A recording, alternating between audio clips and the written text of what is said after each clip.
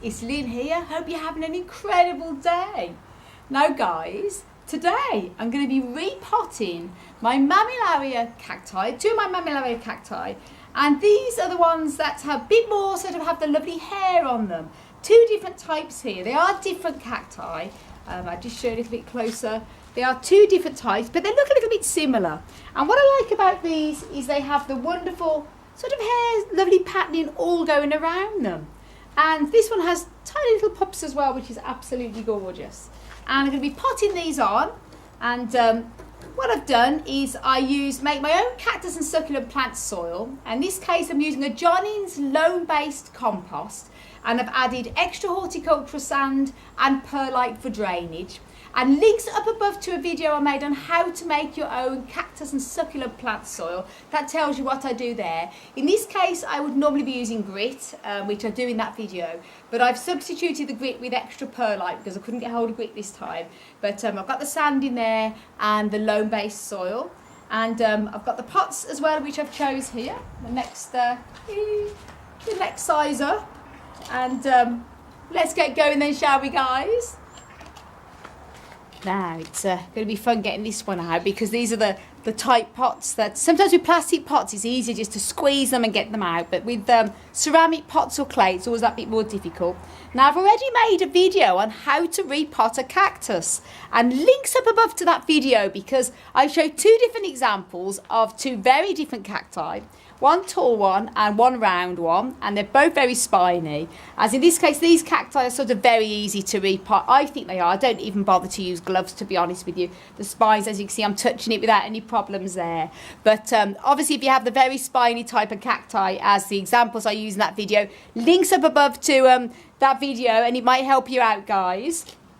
And what I'm going to do in this case I don't bother with gloves and things like that. It's not spiny. Well, it is spiny, but not enough to hurt me. I just gently tap it on its side there, and then gently, with a bit of a tap to get it out of the pot.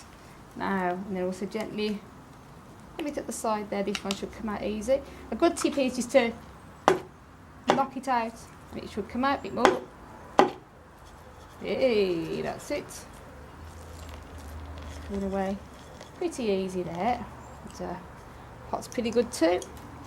Now obviously it's always a good idea when it comes to repotting cacti and all plants, always check the root system out, as in that case it's got a pretty good root system on it there. No signs of bugs or pests or anything, well, pests, bugs or root rot or anything like that, which is good.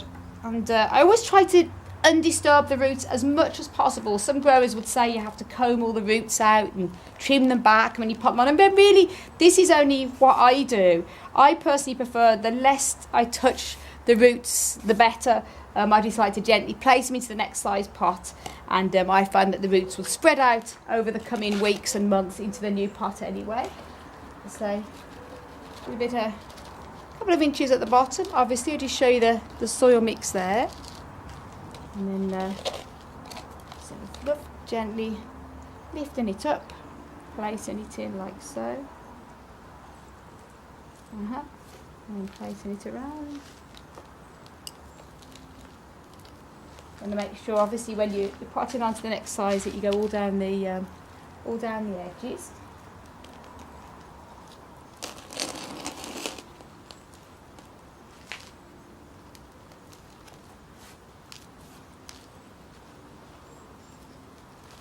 Make sure that you're not leaving any sort of air pockets as well. So what the good thing to do is gently, I use this small little spoon, use something sort of, then you can get around the edges, just to push it all down to make sure that the soil goes all the way around it here. And you don't want to push it in really, really hard because you don't want to damage the roots, and also you want the compost to be aerated and not too compressed.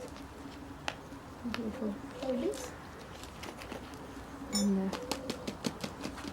good tip that my amazing fiance Han shared with me is to go around the pot, gently tapping the soil, the loose soil, which will then sort of fall down into the nooks and crannies down the sides of the pot as well.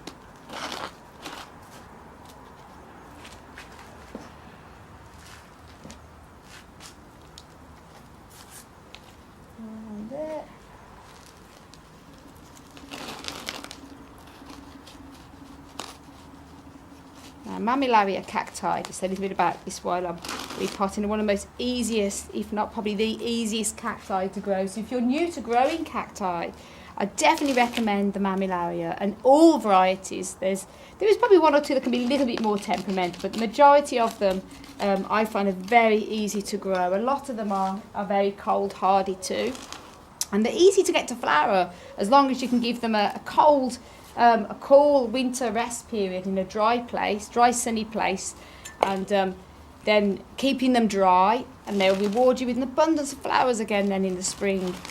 They really are easy growers.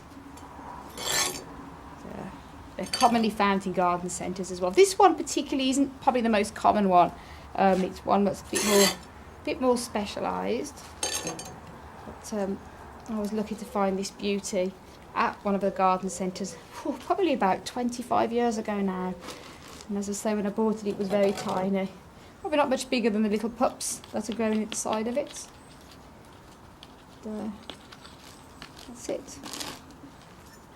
Again, gently pressing in to making sure that there's no, it's all tucked in, no air deposits. And a good idea is that if you squeeze the side of the pot and if it feels loose, then you know that there's more soil to go down, but that feels quite firm. And again, tapping around gets the soil in. But, you usually find once the soil has rested down and you start watering again, then after a week or two, the soil sometimes goes down and then just refill it up again with a bit more at the top. So that's the first one done. And then the second one here, again, another one that's easy to hold, gently squeezing the pots. And again on here, as you can see, good root system there, no signs of any pests or bugs. Again, I prefer to leave the roots pretty much intact, and the new fresh soil around the roots will spread out into that. And I know many people would disagree. I've had a few people say to me, you should always untangle the roots or cut them back and everything. But remember, this is only what I do that's worked for me many years. Everyone has their own methods and there's no right or wrong. And then placing that gently into here, like that. And use some of this soil again, pushing it all around the edges.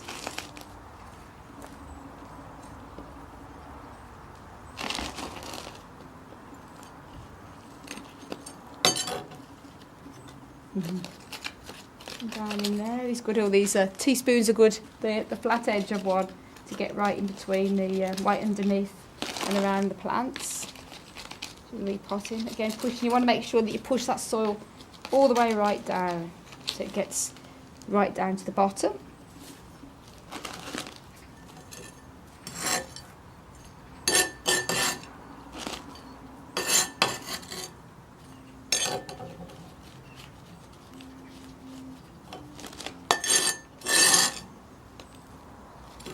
Again around there, like so. Again, tapping it, squeezing it as well. Good thing with plastic pots is you can squeeze, which helps the soil to go, or make sure it's all down there, and also tapping it also helps it to fall into place. And again, tucking it around with the fingers on there, and then that's that one done. So they're both done. Don't they look better, guys? Much better in the pot there. Just check what you can see. Oh yeah, that's great. Just turn that round so you can see that properly. They look so much better.